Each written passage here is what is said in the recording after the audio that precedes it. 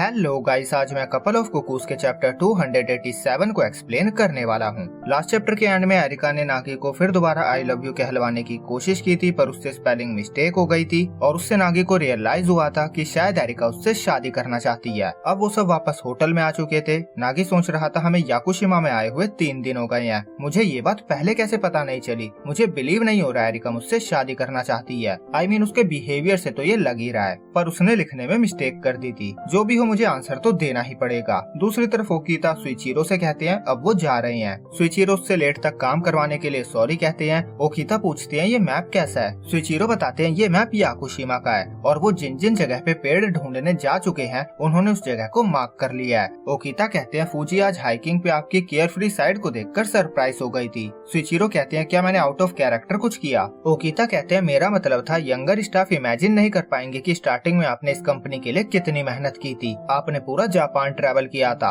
और तब से अमानो ग्रुप ऊंचाइयों पे है। और मैप देखते हुए सुइचिरो थोड़ा हैरान हो गए थे। वो ऑलमोस्ट पूरा आइसलैंड कवर कर चुके हैं, बस थोड़ा सा एरिया ही बचा है। मतलब उन्हें जल्दी ही वो पेड़ मिल जाएगा जिसकी उन्हें तलाश है। सीन एरिका पे आता है। फूजी उसे बताने आती है कि नागी उसे ढूंढ रहा है। फिर एरिका नागी से बात करने जाती है और फूजी छुप कर उनकी बातें सुन रही होती है। नागी कहता है उसे प्रपोजल का आंसर देना है। एरिका कहती है उस बात को भूल जाओ। नागी कहता है मैं ऐसे नहीं भूल सकता। वो देर से समझने के लिए उससे सॉरी कहता है। एरिका पूछती है तो तुमने आंसर सोच लिया है, मुझे सुनकर अच्छा लगेगा। वो कहती है उसे सॉरी कहने की जरूरत नहीं है, वो उसे फोर्स करके वैसे ही बुरा फील कर रही थी। नागी मुंह झुकाकर कहता है मेरा आंसर है। और एरिका सोच रही थी यहाँ चल क्या रहा है, ये सीरियसली मुझे आंसर देने का सोच रहा है, मैं इसके लिए रेडी नहीं हूँ। और नागी कहता है मैं अभी शादी नहीं कर सकता। ये सुनकर एरिका और फूजी दोनों ही हैरान हो जाते हैं। नागी कहता है मेरा मतलब है कि मैं तुम्हें अभी आंसर नहीं दे सकता, मैं अभी रिसेंटली 18 का हुआ हूँ, 2 महीने में मेरे एंट्रेंस एग्जाम है, मुझे नहीं पता फ्यूचर में क्या होगा, पर अभी मेरी शादी के बारे में सोचने की कैपेसिटी नहीं है।